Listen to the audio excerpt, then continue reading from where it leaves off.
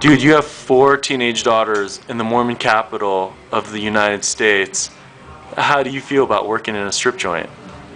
I love working in a strip joint. Actually, my oldest daughter, I shouldn't classify her as a teenager anymore. She's about to turn 21. She's married on her own. The other 3 are teenagers.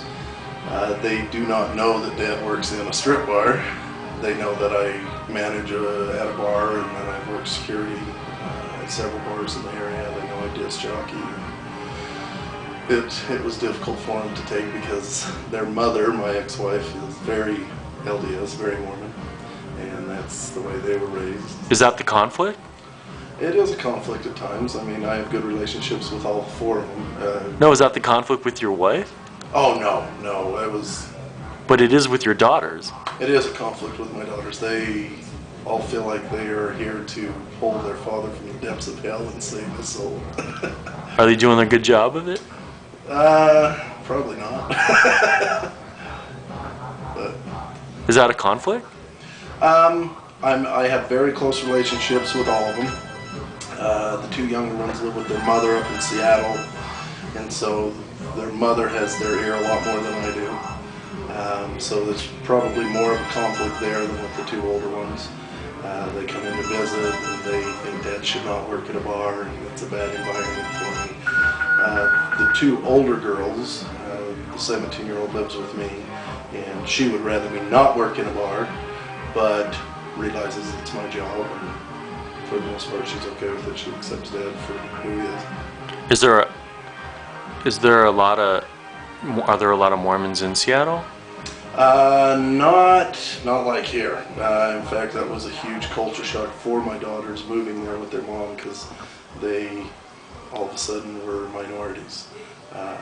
They've got maybe 1 friend that is Mormon with them, and the rest of them are not. So. Are they ostracized? Not really.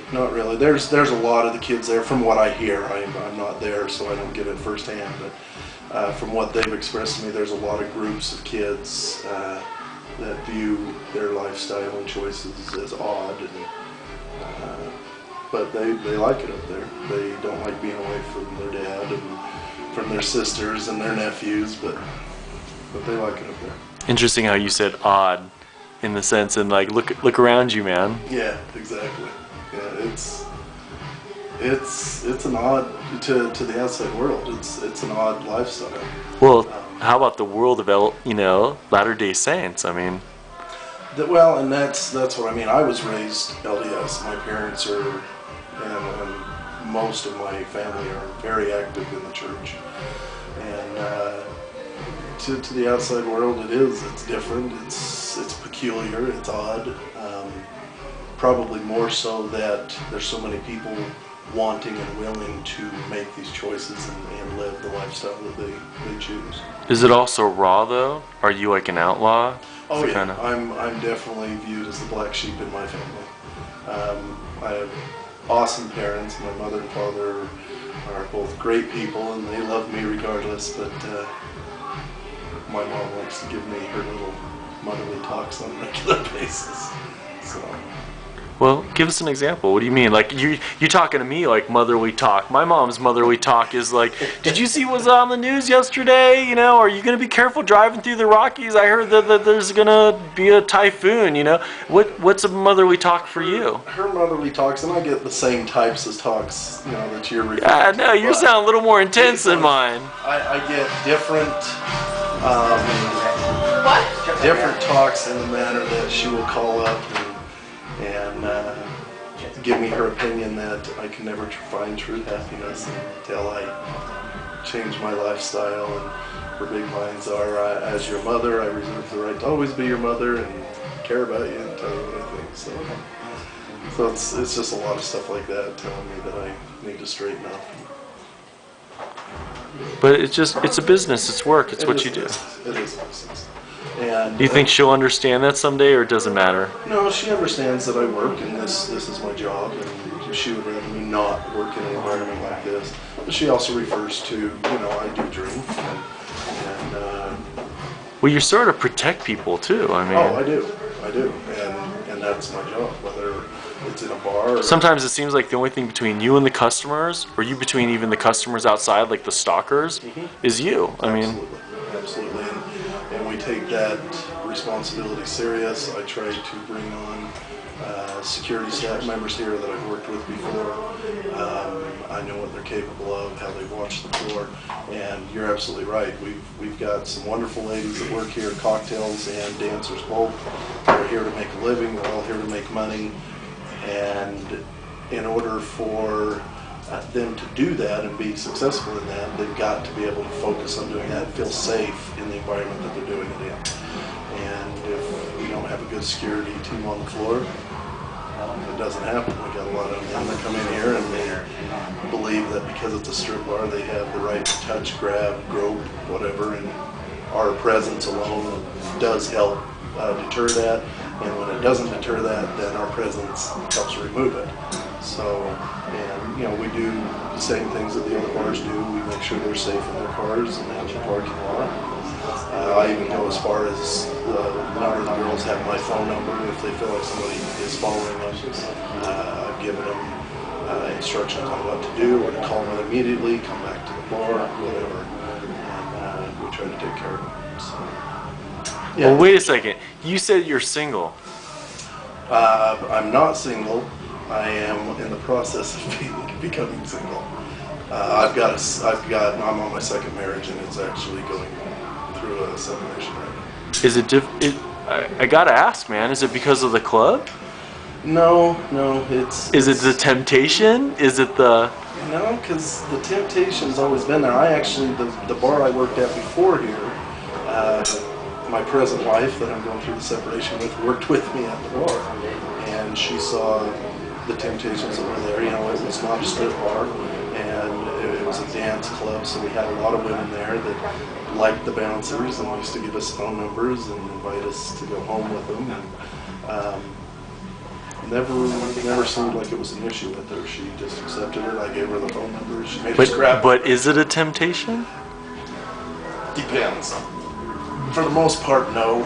Let me tell you, I'm coming from the outside. Anybody that drives in off of State Street and pulls off of Highway 15, they're going to be like, oh, this guy's a pimp, man. He's like hardcore. He's surrounded by like exotic smells and the sex industry and hardcore. I mean, the temptation here probably is not as great to me as it was at the dance bar that I worked at.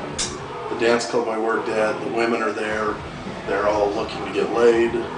That's the purpose they're there, and a very large number of them end up liking the bouncers, a particular bouncer that they connect with for whatever reason.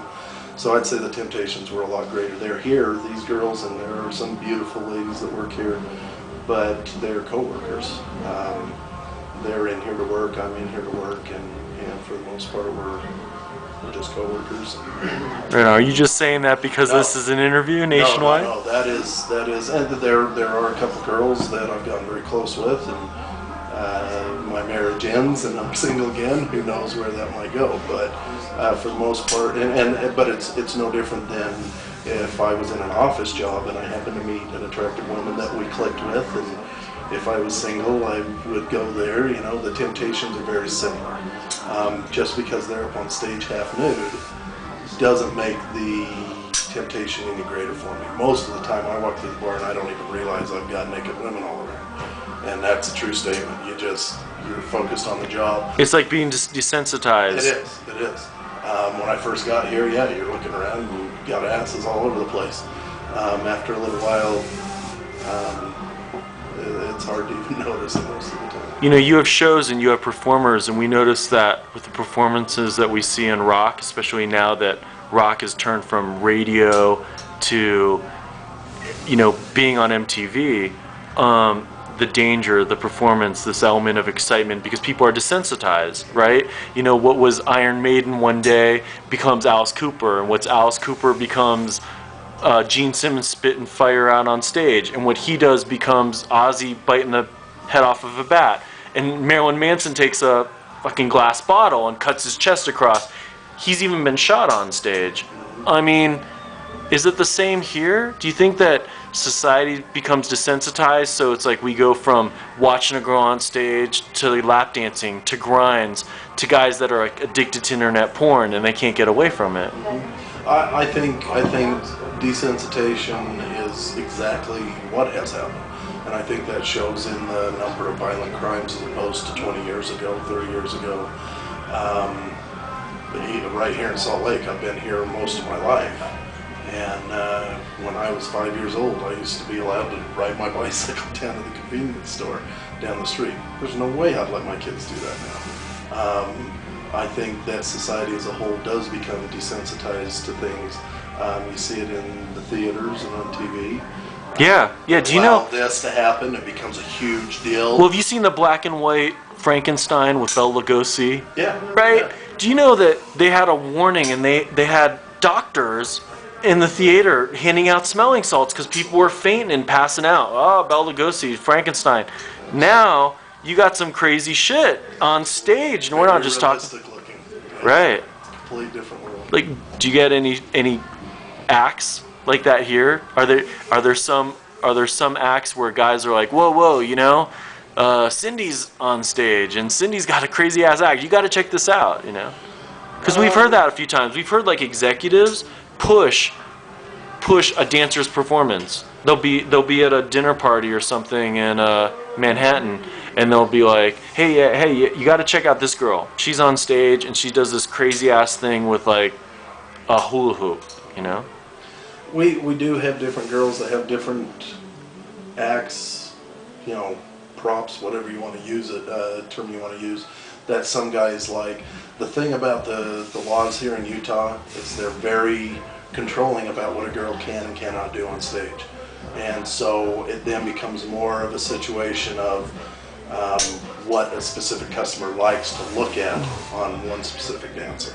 So she can have an earring, but she can't have like a tattoo, or she can have a dildo, but she can't have a lollipop in her mouth. What? Well, no. You mean as far as props? I'm just curious. What are the laws? Like, what are There's basically no. Props was a bad term. It's not really props. For example, we got one girl that has fluorescent flags that she does with some of her dance acts under the black lights. It's real cool looking. It's very entertaining looking, but it doesn't really do anything to beef up the sexuality of it, as opposed to a girl that doesn't use it. Okay. Okay. So, you know, that's about as far as it gets as far as any kind of a prop. It's more of a costume accessory. Okay. And like I said, they're restricted and controlled so much by the law that most of the girls are all performing the same way, doing the same types of things. We've got some girls that are better dancers than others, other girls that are more sexual and seductive than others, but they're still only allowed to do so many things. So it's a little different than if you were in another state at a strip bar and, you know, this girl will do this for you in a private dance or a lap dance and this girl will not. So